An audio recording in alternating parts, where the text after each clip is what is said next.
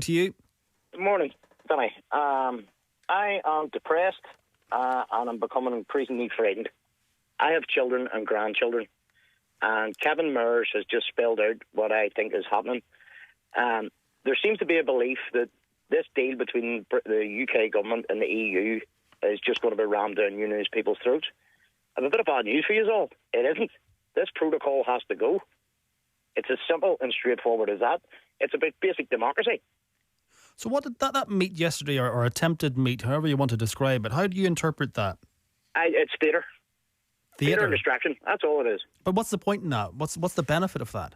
Well, I think Kevin actually explained it there himself. It was maybe like a crumb to unionism, thinking, oh, we've got one over in the shinners here, but it's not working.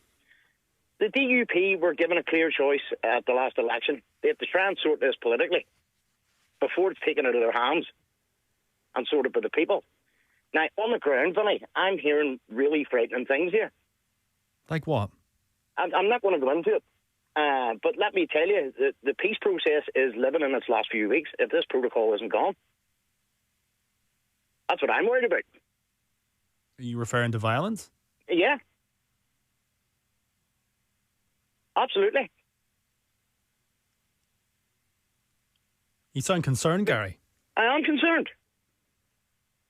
I'm very concerned. The people are not listening. This protocol has to go. There's not going to be no deal, no red lanes and green lanes, and it's for the Alliance Party. I mean, they're just not engaged in reality here. So what, the EU has to get out of Northern Ireland. I understand the point you're making, but of course you've drawn all of our attention in relation to the suggestion of possible violence. It's not possible. Vinny, if this protocol's still here in a few weeks... What are you hearing? What are you suggesting? Well, let's put it this way. Does anyone think that targeting isn't happening at the minute? Do you think people aren't preparing for this? I mean, I know it's concerning, and it's probably people are probably gasping here. Of course it is, and the question what people will be trying to ask you via the radio this morning, Gary, is what is that connection? So, what are people saying? You know, they're at such despair that they're going to go out and riot. What are you talking about? Riot? Here's what I'm hearing on the ground. Here's the ironic thing: this protocol was brought in to prevent a hard border in Ireland. The unionist community feels, and the loyalist community in particular, is if they don't want it for trade, they can have it for security reasons, because that's what they're going to end up with. But you understand the question I'm asking you, Gary. So I understand there are huge frustrations, and it's not for me or anyone on this programme to tell people they should or should not have those frustrations. But how does frustration, Vinny? It's not anger. But how does that anger equate to violence? Because we have no politics has failed. So we have no other alternative. So people, some people believe that the answer is violence.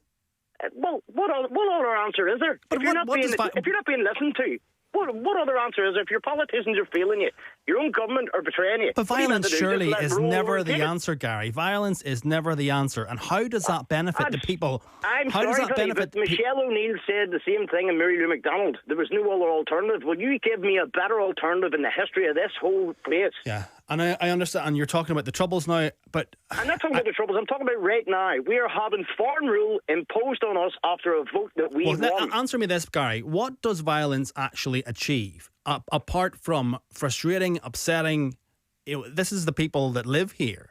Yeah, I'll tell you what it's going to do. It's going to wake people up. Particularly the Alliance Party and British politicians. Why do you keep drawing the Alliance Party into it? Who did you vote for? I voted for the DUP, but I'm not a hardcore DUP voter. I vote each election as it comes, depending on what the issues are. But the DUP were given the choice by the people, sort this or we will. And what I'm hearing on the ground, as I say, I'm a father and a grandfather. I don't want to go down this route again. But if needs must, that's what's going to happen. Okay. Look, Gary, a lot of people will be very upset and depressed to hear you say that, but you obviously have some serious concerns and worries yourself. But again, the idea is, violence is never the answer. Gary, thanks. Thomas, last call on this for now. Thomas, good morning.